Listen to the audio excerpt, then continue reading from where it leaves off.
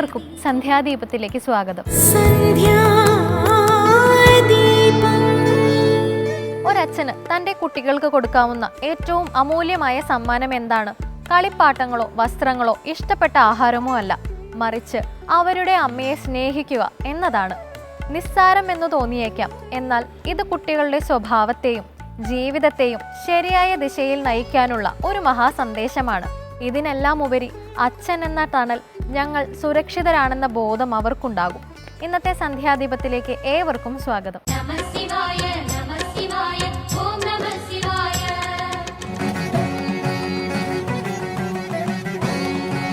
തിരുമല ശ്രീ മഹാദേവ ക്ഷേത്രം ശിവാലയ ഓട്ടം ആരംഭിക്കുന്ന ആദ്യ ക്ഷേത്രമാണിത്.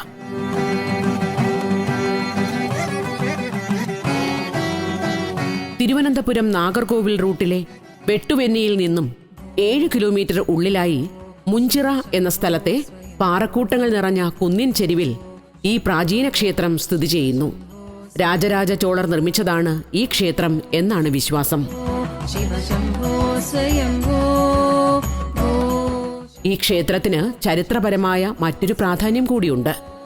ഇവിടെ സന്താനഭാഗ്യത്തിനായി ഭജനമിരുന്ന ഉദയനും ഉദച്ചിക്കും വരമായി ലഭിച്ച മകനാണ് പിന്നീട് മധുര രാജ്യം വാണ തിരുമല നായ്ക്കൻ.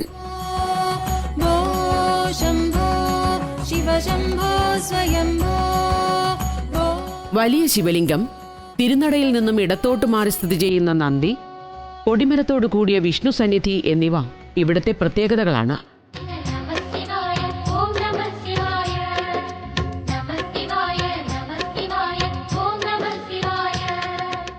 നാമജപത്തെക്കുറിച്ച് പറയുമ്പോൾ നാമത്തിന് ഇത്രയും ശക്തിയുണ്ടോ? ഇത് ജപിക്കുമ്പോൾ നല്ലത് സംഭവിക്കും എന്നതിന് എന്ത് ശാസ്ത്രീയതയുണ്ട് എന്ന് ചോദിക്കുന്നവരുണ്ട്. അവരോട് പറയാനുള്ളത് ഇതാണ്: നാമജപത്തിലൂടെ സഹനശക്തിയും ആത്മബലവും വർദ്ധിക്കും. പ്രാർത്ഥനകൾക്ക് അത്ഭുതങ്ങൾ സൃഷ്ടിക്കാനാകും. കേൾക്കാം സന്ധ്യാനാമം.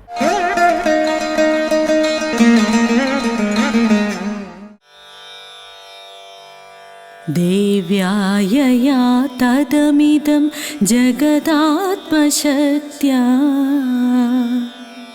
നിശേഷദേവഗണശക്തി സമൂഹമൂർത്യാ താമംബികാമഖില ദേവമഹർഷി പൂജ്യാം ഭക്ത്യാനതാസ്മ വിദധാതു ശുഭാനി സാനഃ. ഓം നമോ ദേവി നമഃ. ഓം നമോ ദേവി നമഃ. ഓം നമോ ദേവി നമഃ. യസ്യാ പ്രഭാവമതുലം ഭഗവാനനന്ദോ ബ്രഹ്മാഹരശ്ച നഹി വക്തുമലം ബലം ച സാ ചണ്ഡികാഖില ജഗത് പരിപാലനായ നാശായ ച ശുഭചയസ്യ മതിം കരോതു. ഓം നമോ ദേവി നമഃ. ഓം നമോ ദേവി നമഃ. ഓം നമോ ദേവി നമഃ.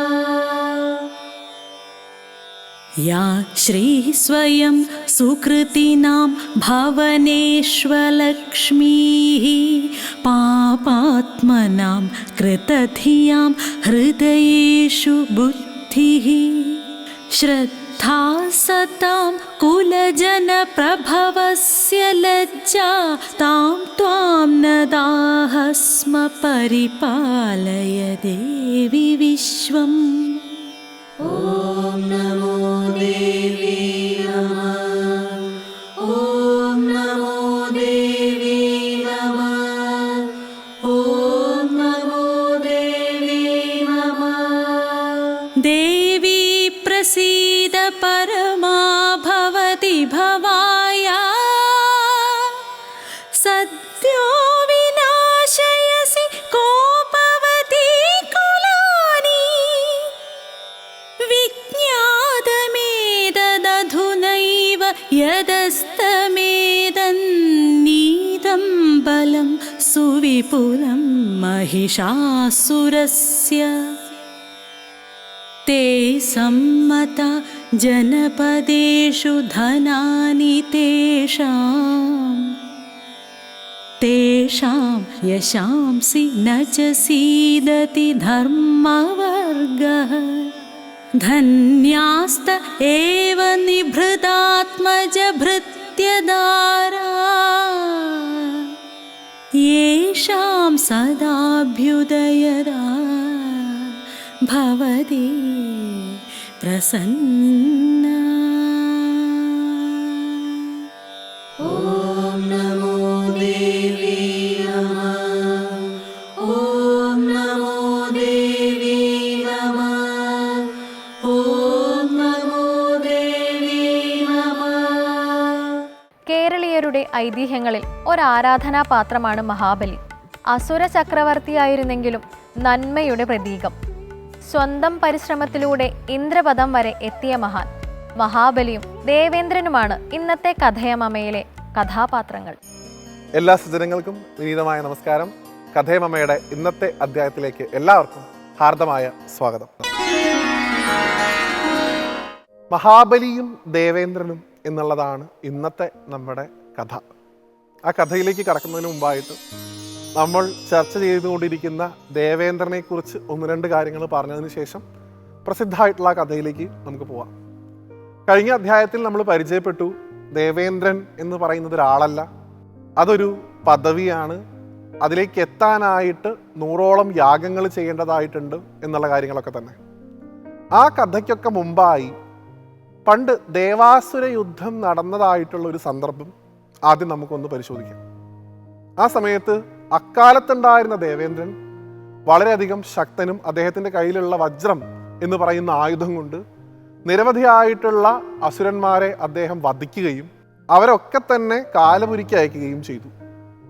ഈ സമയത്ത് അസുരന്മാരുടെ അംഗബലം വളരെയധികം കുറഞ്ഞു, ദേവന്മാരുടെ അംഗബലം വളരെയധികം കൂടി.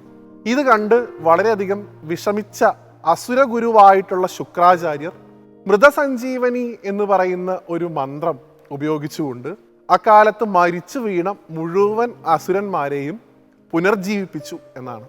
അന്നത്തെ കാലത്ത് അവരുടെ രാജാവായിരുന്നു ബലി ചക്രവർത്തി എന്ന് പറയുന്ന നമ്മുടെ മഹാബലിയാണ് അത് എന്നും അക്കാലത്തുണ്ടായിരുന്ന അസുര രാജാവിന് ബലി എന്ന സ്ഥാനപ്പേര് എങ്ങനെയാണോ ഇന്ദ്രൻ എന്ന് പറയുന്ന സ്ഥാനപ്പേരുള്ളത്, അതുപോലെ ബലിക്ക് അസുര ചക്രവർത്തിമാരുടെ സ്ഥാനപ്പേരായിരുന്നു എന്നും വ്യാഖ്യാനം കേൾക്കാറുണ്ട്. എന്തായാലും അക്കാലത്ത് ഒരു ബലി ചക്രവർത്തിയായിരുന്നു ഈ അസുര രാജാക്കന്മാരുടെ മുഴുവൻ ചക്രവർത്തിയായിട്ട് വിരാജിച്ചിട്ടുണ്ടായിരുന്നത്. അപ്പോൾ മരിച്ചു വീഴുന്ന ആളുകളെയൊക്കെ തന്നെ ഈ ശുക്രാചാര്യർ ഇങ്ങനെ മൃതസഞ്ജീവനി ഉപയോഗിച്ചുകൊണ്ട് ജീവിപ്പിച്ചുകൊണ്ടിരുന്നപ്പോൾ ദേവന്മാർ തോൽക്കുകയും അസുരന്മാർ വിജയിക്കുകയും ചെയ്തു. അങ്ങനെ ബലിയുടെ ആ ഒരു അഹങ്കാരം, ബലിയുടെ പ്രൗഢി വളരെയധികം കൂടി. അങ്ങനെ ബലിയുടെ പ്രൗഢിയൊക്കെ കൂടുന്നത് കണ്ടപ്പോൾ ശുക്രാചാര്യർക്ക് തോന്നി, ഇവനെ വെറും ഒരു അസുരന്മാരുടെ ചക്രവർത്തി മാത്രമാക്കിയാൽ പോരാ, ഇവനെ ദേവേന്ദ്രനാക്കണം. ദേവേന്ദ്രൻ്റെ സ്ഥാനം ഇവന് അവകാശപ്പെട്ടിട്ടുള്ളതാണ്. ഇവന് നല്ല ധർമ്മബോധമുണ്ട്, ഭയങ്കര ശക്തനാണ്, എല്ലാം കൊണ്ടും ദേവേന്ദ്രനാവാൻ ഇവൻ യോഗ്യനാണ്. അതുകൊണ്ട് ഇവനെ കൊണ്ട് 100 യാഗങ്ങൾ ചെയ്യിപ്പിച്ചതിന് ശേഷം ഇപ്പോൾ ഉള്ള ദേവേന്ദ്രനെ പുറത്താക്കി ഇവനെ ദേവേന്ദ്രനാക്കണം എന്ന ആഗ്രഹം അദ്ദേഹത്തിനുണ്ടായിരുന്നു. അല്ലാതെ ഒരിക്കലും ബലി ചക്രവർത്തിക്ക് ഇന്ദ്രപദവിയൊന്നും ആഗ്രഹം ഉണ്ടായിരുന്നില്ല. അത് അദ്ദേഹത്തിൻ്റെ ഗുരുനാഥൻ്റെ ആഗ്രഹമായിരുന്നു. അങ്ങനെ ആ യാഗങ്ങൾ തുടങ്ങുന്നു. ഓരോ യാഗവും വിജയകരമായിട്ട് പൂർത്തിയാവുന്നു. അങ്ങനെ 99 യാഗങ്ങളും കഴിഞ്ഞ് 100ാമത്തെ യാഗം നർമ്മദാ നദിക്ക് സമീപത്തായി ബലി ചക്രവർത്തി നടത്തിക്കൊണ്ടിരിക്കുകയാണ്. അപ്പോഴാണ് ദേവേന്ദ്രന് തൻ്റെ സ്ഥാനം ഏകദേശം നഷ്ടപ്പെട്ടു എന്ന് മനസ്സിലായത്. കാരണം ഈ യാഗം കൂടെ കഴിഞ്ഞു കഴിഞ്ഞാൽ മഹാബലിയായിരിക്കും ഇന്ദ്രൻ. താൻ കഴുതയായിട്ട് ഇനിയുള്ള ജീവിതം തൻ്റെ ആയുസ് തീരുന്നത് വരെ ജീവിച്ച് തീർക്കാൻ വേണം. അപ്പം അതിൽ അത്രയധികം വിഷമം തോന്നിയ അദ്ദേഹം ദേവന്മാരോടൊപ്പം മഹാവിഷ്ണുവിനെ ശരണം പ്രാപിച്ചുവെന്നും ഭഗവാൻ ഒരു വാമനാവതാരം എടുത്തു വന്ന് ബലി ചക്രവർത്തിയോട് 3 അടി മണ്ണ് യാചിച്ചുവെന്നും ആ 3 അടി മണ്ണ് കൊടുക്കാമെന്നുള്ള ആ ബലിയുടെ വാഗ്ദാനത്തിന് ശേഷം ത്രിവിക്രമനായിട്ട് വളർന്ന ഭഗവാൻ 1ാമത്തെ അടി കൊണ്ട് ഭൂമിയും 2ാമത്തെ അടി കൊണ്ട് ആകാശവും സ്വർഗവും മുഴുവൻ അളന്നു തീർക്കുകയും 3ാമത്തെ അടി ഞാൻ എവിടെ വെക്കണം എന്ന് ചോദിക്കുകയും ചെയ്തു എന്നാണ്. പിന്നീട് അങ്ങോട്ട് നമ്മൾ കേൾക്കുന്നത് ഭഗവാൻ ഈ ബലി ചക്രവർത്തിയെ ഇന്ദ്രന്റെ നിർദ്ദേശപ്രകാരം പാതാളത്തിലേക്ക് ചവിട്ടിത്താഴ്ത്തി എന്നുള്ളതാണ്. തീർച്ചയായിട്ടും ആ കഥയ്ക്ക് ഒരു തരത്തിലുള്ള അടിസ്ഥാനവുമില്ല എന്ന് ഒരിക്കൽ കൂടി ഓർമ്മിപ്പിക്കുന്നു. ഓണക്കാലത്ത് നമ്മൾ ഇതിൻ്റെ ഒരു ചെറിയ വശം ഒന്ന് ഓർമ്മിച്ചിരുന്നു. ഇപ്പോൾ ഇത് ഒരിക്കൽ കൂടി ഓർമ്മിപ്പിക്കുന്നത് വരുന്ന ഒരു തലമുറ ഈ ഐതിഹ്യത്തെ വേണ്ട രീതിയിൽ മനസ്സിലാക്കി വേണം വളരാൻ എന്നുള്ള ഒരു നിർബന്ധ ബുദ്ധി ഉള്ളത് കൊണ്ടാണ്. ഇനിയും നമ്മൾ പറയരുത് മഹാവിഷ്ണു ദേവേന്ദ്രന് വേണ്ടി ബലിയെ ചവിട്ടിത്താഴ്ത്തിയെന്ന്. ബലിയുടെ ധർമ്മബോധം കണ്ട് മനസ്സിലാക്കിയ ഭഗവാൻ ബലിയുടെ അഹങ്കാരം ഒന്ന് കുറയ്ക്കാൻ വേണ്ടി മാത്രമാണ് ഈ ചെറിയ ചെറിയ ശിക്ഷകളൊക്കെ കൊടുത്തത്. ഭഗവാൻ ഒരിക്കലും ദേവേന്ദ്രന് വേണ്ടി ബലിയെ പാതാളത്തിലേക്ക് ചവിട്ടിത്താഴ്ത്തിയിട്ടില്ല. ദേവന്മാർക്ക് പോലും ദുർലഭമായിട്ട് കിട്ടുന്ന സുതലം എന്ന് പറയുന്ന സ്ഥലത്തേക്കാണ് മഹാബലിയെ അദ്ദേഹം അയക്കുന്നത്. അപ്പൊ നമുക്ക് തോന്നും ഈ ഇന്ദ്രന്റെ പദവി ആഗ്രഹിച്ചിട്ടില്ലല്ലോ ബലി, എങ്കിലും ഇന്ദ്രന് വേണ്ടി, ഇന്ദ്രനാകാൻ വേണ്ടി യാഗം ചെയ്ത ബലിക്ക് ഇന്ദ്രനാവാൻ സാധിക്കില്ലേ? തീർച്ചയായിട്ടും സാധിക്കും. ഭഗവാൻ സുതലത്തിലേക്ക് അയക്കുന്നതിന് മുമ്പ് മഹാവിഷ്ണു ബലിയോട് പറയുന്നുണ്ട്, അടുത്ത കൽപ്പത്തിൽ നീ ആയിരിക്കും ഇന്ദ്രൻ. അതുവരെ സുതലത്തിൽ സന്തോഷത്തോടു കൂടി താമസിക്കാം.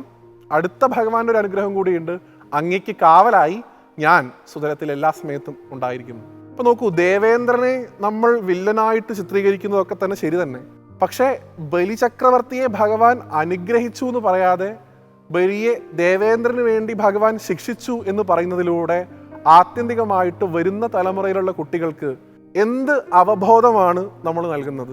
ധർമ്മിഷ്ഠനായിട്ടുള്ള രാജാവിനെ ചവിട്ടിത്താഴ്ത്താൻ മാത്രം നീചനാണോ നിങ്ങളുടെ വിഷ്ണു എന്ന് ആ കുട്ടികൾ ചോദിച്ചു കഴിഞ്ഞാൽ നമുക്ക് ഉത്തരം പറയാൻ എന്താണ് നമ്മുടെ കയ്യിൽ ഉണ്ടാവുക? അതുകൊണ്ടാണ് ഈ കഥ വീണ്ടും അനുസ്മരിച്ചത്. ഒരിക്കലും ദേവേന്ദ്രന് വേണ്ടി വാമനാവതാരം എടുത്ത് വിഷ്ണു ബലിയെ ചവിട്ടിത്താഴ്ത്തിയിട്ടില്ല. എല്ലാ സമയത്തും ബലിയുടെ ദാസനായി ഇന്നും സുതലത്തിൽ ഭഗവാൻ ബലിക്ക് കാവൽ നിൽക്കുന്നു. അടുത്ത മന്വന്തരത്തിൽ, അടുത്ത കൽപ്പത്തിൽ ഇന്ദ്രനായി മഹാബലിയെ നമുക്ക് കാണാനും സാധിക്കും. ഈ ഒരു കഥ ഇന്നത്തെ ദിവസം അനുസ്മരിക്കാൻ സാധിച്ചതിന് ഗുരുവായൂരപ്പനോട് നന്ദി പറഞ്ഞുകൊണ്ട് അടുത്ത ദിവസം പുതിയൊരു കഥയുമായി വീണ്ടും കാണുന്നതുവരെ എല്ലാവർക്കും നന്ദി, നമസ്തേ.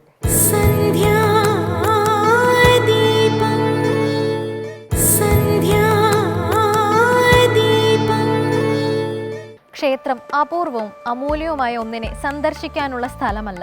ക്ഷേത്രം ഒരു കണ്ണാടി പോലെയാണ്. എന്നാൽ ഒരു പ്രത്യേകതയുണ്ട്. മറ്റു കണ്ണാടികൾ നമ്മുടെ ബാഹ്യരൂപം പ്രതിഫലിപ്പിക്കുമ്പോൾ ക്ഷേത്രം നമ്മുടെ ഉള്ളിലെ ആത്മാവിനെ പ്രതിഫലിപ്പിക്കുന്നു. കാണാം ഇന്നത്തെ ദീപാരാധന കാഴ്ചകൾ. ദുർഗാലക്ഷ്മി സരസ്വതി, ദുർഗാലക്ഷ്മി സരസ്വതി. കൊല്ലം ജില്ലയിലെ ഭൂപട ചിത്രങ്ങളിലെ ഏറ്റവും മനോഹരമായ ഭൂമികകളിലൊന്നാണ് ഉളിയക്കോവിൽ ദേശം. കൊല്ലം നഗരത്തിന്റെ സമീപ പ്രദേശമായ ഉളിയക്കോവിലിന്റെ ഭൂമിശാസ്ത്രവും പുണ്യമാർന്ന കാഴ്ചാനുഭവം തന്നെയാണ് നൽകുന്നത്. ഈ നഗരത്തിനോട് ചേർന്ന് ഇങ്ങനെയൊരു വനം സന്ദർശകരെ അത്ഭുതപ്പെടുത്തുക തന്നെ ചെയ്യും. അത്യപൂർവമായ വൃക്ഷലതാദികൾ ദിവ്യമായ ചാരുതയോടെ നിറഞ്ഞു നിൽക്കുന്നു. വനത്തിനുള്ളിൽ വിടർന്നു നിൽക്കുന്ന അപൂർവമായ പൂക്കളിൽ ഉരസി വീഴുന്ന കാറ്റിനു പോലും ഒരു ദൈവിക സുഗന്ധം.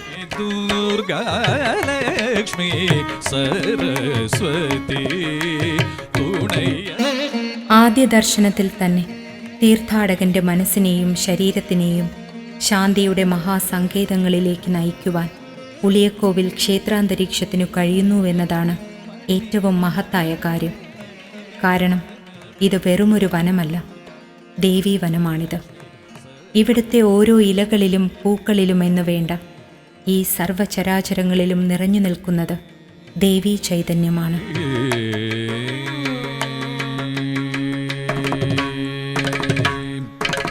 സ്വർഗാപവർഗ ഇൻപം തരുവാൾ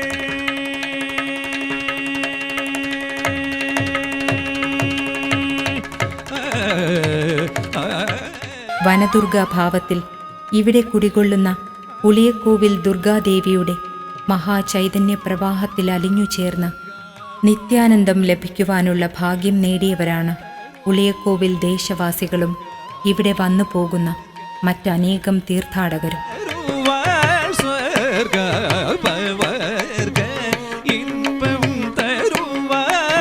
ശ്രുതി പുകഴ്ന്നവരാത്രിയിൽ ഉള്ളൻപോട് സ്വർഗവർഗ ഇൻപം തരുവാൻ ശ്രുതി പുകഴ്ന്നവരാത്രി. ഹിമാലയത്തിൽ നിന്ന് നദികൾ ഉത്ഭവിച്ച് വിവിധ ദേശങ്ങളിലൂടെ ഒഴുകി പല പേരുകളിൽ അറിയപ്പെടുന്നു. അതുപോലെ തന്നെയാണ് ആദിപരാശക്തിയിൽ നിന്നും സർവ്വദേവീഭാവങ്ങളും ഉത്ഭവിക്കുന്നത്. ദേവി ദുർഗയായും ലക്ഷ്മിയായും ഭദ്രയായുമൊക്കെ വിവിധ ഭാവങ്ങളിൽ കുടികൊള്ളുന്നുവെന്നേ ഉള്ളൂ.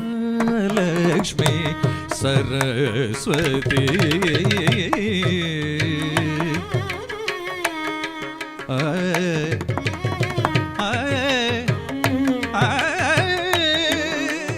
ഇവിടെ പുളിയക്കോവിൽ ദേശക്കാർ തങ്ങളുടെ പരദേവതയായ ദുർഗാദേവിക്ക് മുന്നിൽ നിരന്തരം സമർപ്പിക്കുന്ന പ്രാർത്ഥനകൾ തന്നെയാണ് ദേവിയുടെ കടാക്ഷഭൂമിയായ ഈ പുണ്യഭൂമിയിലേക്ക് മറ്റനേകം ദേശത്തെ ഭക്തജനങ്ങളും നിരന്തരം ദർശന സൗഭാഗ്യം തേടിയെത്തുന്നതും. മോഹമുതൽ അരുപകൈകളും അഴിയും മോർപ്പിറപ്പുകളിൽ ശൈവിനൈ ഒഴിയും മോഹമുതൽ ദുർഗാദേവിയുടെ ചൈതന്യം തിരിച്ചറിഞ്ഞ ഭക്തജനങ്ങൾ പുളിയക്കോവിലിൻ്റെ പുണ്യഭൂമിയിലേക്ക് കടന്നു വരികയും ദേവിയുടെ കൃപാകടാക്ഷങ്ങളാൽ ഈ ദേശം ജനവാസ കേന്ദ്രമാവുകയും പിൽക്കാലത്ത് ഇന്ന് നാം കാണുന്ന പുളിയക്കോവിൽ ദുർഗാദേവി ക്ഷേത്രമായി രൂപാന്തരപ്പെടുകയുമായിരുന്നു.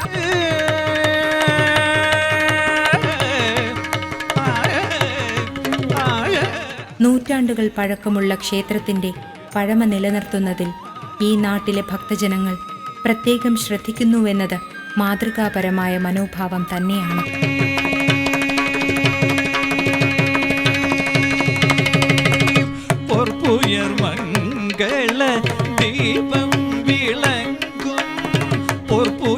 ഇവിടുത്തെ പ്രകൃതിയോട് ചേർന്ന് നിൽക്കുന്നത് പോലെ തന്നെയാണ് ക്ഷേത്രത്തിന്റെ രൂപഭംഗി.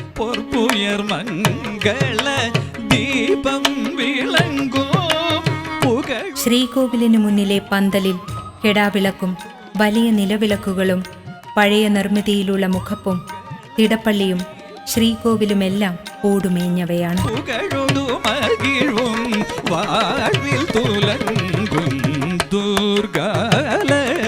ചതുരശ്രീകോവിലിന് ചുറ്റുവിളക്കുണ്ട്.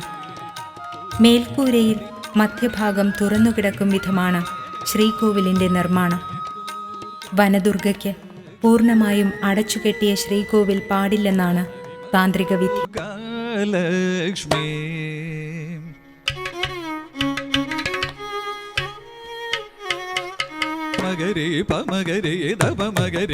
പ്രകൃതിയുമായി ബന്ധപ്പെട്ടു നിൽക്കാനാണ് ദേവിക്കിഷ്ടം.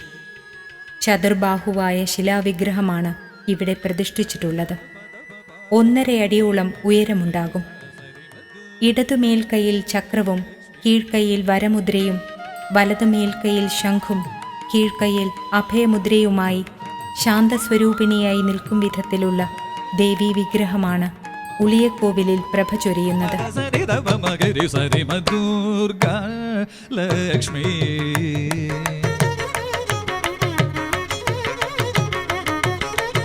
കളഭം ചാർത്തിയും തങ്കയങ്കി അണിഞ്ഞും ഭഗവതി നിൽക്കുമ്പോഴുള്ള മനോഹാരിതയും ചൈതന്യവും തേജസ്സും അവർണ്ണനീയമാണ്.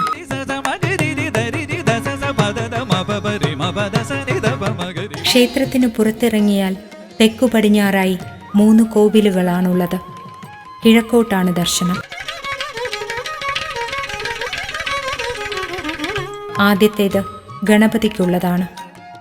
അതിനു കിഴക്കുവശത്തെ വലിയ കോവിലിന് 2 വാതിലുകളുണ്ട്.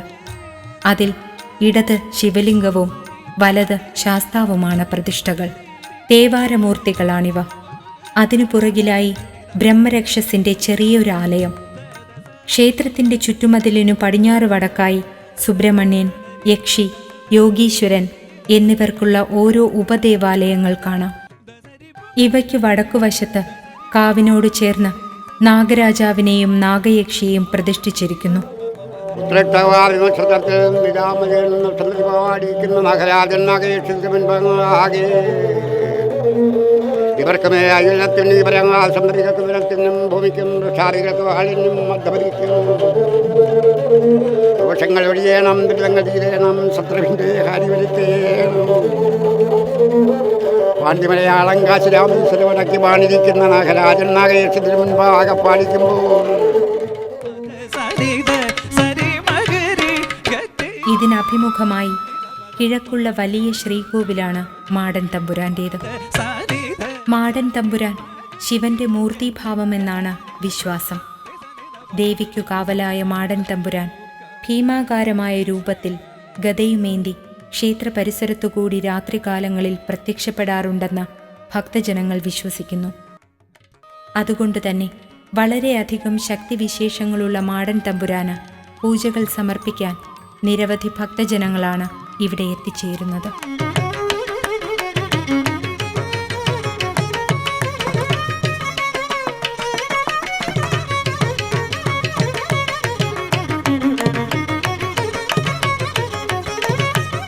ശ്രീകോവിലിനുള്ളിൽ ദേവി വനദുർഗാഭാവത്തിൽ കുടികൊള്ളുമ്പോൾ തന്നെ ഇവിടെ ഭദ്രകാളിയുടെ മഹാസാന്നിധ്യവുമുണ്ട്. എന്നാൽ മറ്റൊരു പ്രത്യേകത ഭദ്രകാളിക്കായി ശ്രീകോവിലിനോട് ചേർന്ന് തന്നെ ഒരു ക്ഷേത്രവുമുണ്ടെന്നതാണ്. ഉത്സവകാലത്തെ 10 ദിവസത്തേക്കു മാത്രമാണ് ഭദ്രകാളിയുടെ നട ഭക്തജനങ്ങൾക്കായി തുറന്നുകൊടുക്കുന്നതും സവിശേഷമായ പൂജകൾ ദേവിക്ക് സമർപ്പിക്കുന്നതും.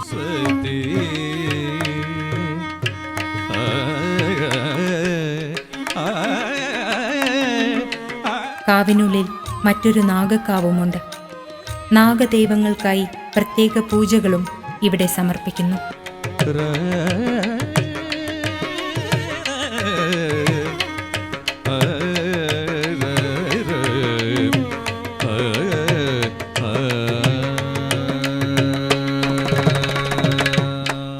എല്ലാ ബുധനാഴ്ചയും നടത്തിവരുന്ന ഐശ്വര്യദീപ ദുർഗാപൂജയിൽ പങ്കെടുക്കുന്ന ഭക്തജനങ്ങൾ ദേവീകൃപയാൽ ശാന്തവും സമാധാനവും ഐശ്വര്യപൂർണവുമായ ജീവിത സൗഭാഗ്യങ്ങൾ തന്നെയാണ് നേടുന്നത്.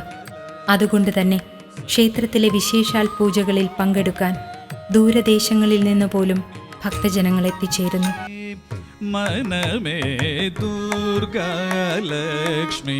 സരസ്വതി തുണയടി പണിവായേ മനമേ ദുർഗാലക്ഷ്മി സരസ്വതി തുണയടി പണിവായേ മനമേ ദുർഗാലക്ഷ്മി സരസ്വതി. മീനമാസത്തിലെ ഉത്രം നാളിൽ നടക്കുന്ന പ്രശസ്തമായ ഉളിയക്കോവിൽ പൊങ്കാലയിൽ ദേശം ജനസാഗരമാകുന്നു. കരയോഗത്തിന്റെ അധീനതയിൽ മറ്റൊരു ക്ഷേത്രം കൂടിയുണ്ടിവിടെ. അത് തെക്കേക്കാവ് ശ്രീ ദുർഗാ ഭഗവതി ക്ഷേത്രമെന്നാണ് അറിയപ്പെടുന്നത്. 2 ക്ഷേത്രങ്ങളും തമ്മിൽ ഏതാണ്ട് 500 അടിയോളം ദൂരമേയുള്ളൂ. ഇവിടെയും നിത്യപൂജകൾ സമർപ്പിക്കുന്നു. മനമേ ദുർഗാലക്ഷ്മി സരസ്വതി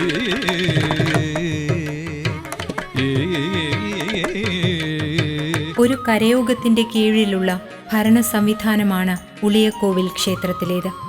ക്ഷേത്രത്തിനു ചുറ്റുമുള്ള 5 കരക്കാർ ചേർന്നാണ് ദേവിയുടെ തിരുവുത്സവം നടത്തിവരുന്നത്. ദേവീവനങ്ങൾക്കു മുകളിലെ ആകാശങ്ങൾ പ്രദോഷ പൂജകൾക്കായി ഒരുങ്ങി. വനദുർഗാദേവിയുടെ ചുറ്റുമുള്ള ഇലകളും പൂക്കളും മരങ്ങളുമൊക്കെ ദേവീസ്തുതികൾ പാടി.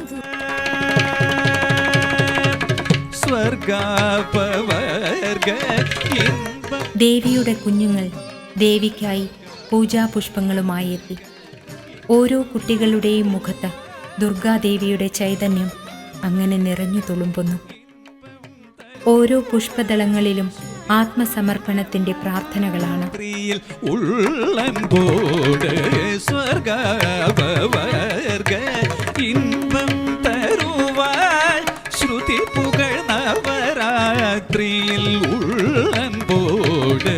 ഓരോ ദീപങ്ങളും തെളിയുകയായി.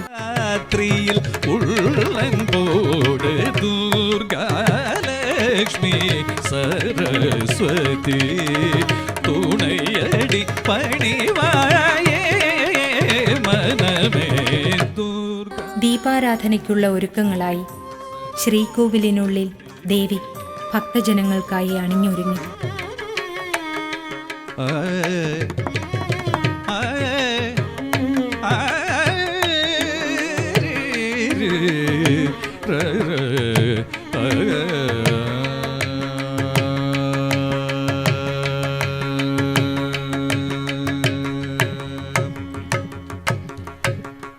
മുർപ്പിറപ്പുകളിൽ ശൈവിനയൊഴിയും മോഹ. ഓരോ പ്രാർത്ഥനകളും പരാശക്തിയിലേക്കുള്ള ആത്മപ്രയാണങ്ങൾ തന്നെയാണ്. സർവചരാചരങ്ങളും ദേവീ ദർശനത്തിനായി കാത്തുനിൽക്കുന്ന പുണ്യനിമിഷങ്ങൾ. മോഹമുതല്ലരെ പകൈകളും അഴിയും. ശ്രീകോവിൽ തുറക്കുമ്പോൾ സുന്ദരരൂപിണിയായ ദേവിയുടെ മന്ദഹാസത്തിൽ ജനിമൃതികൾ മറന്നുപോയ ഭക്തജനങ്ങൾ ആത്മദളങ്ങൾ മാത്രമായി പരമമായ ചൈതന്യത്തിലേക്ക് ഒഴുകി.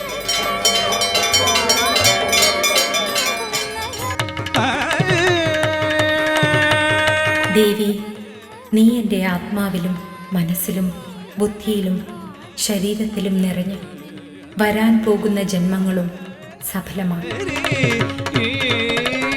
അങ്ങനെ ഉളിയക്കോവിൽ ശ്രീ ദുർഗാദേവി ദർശനം പുണ്യമാകും.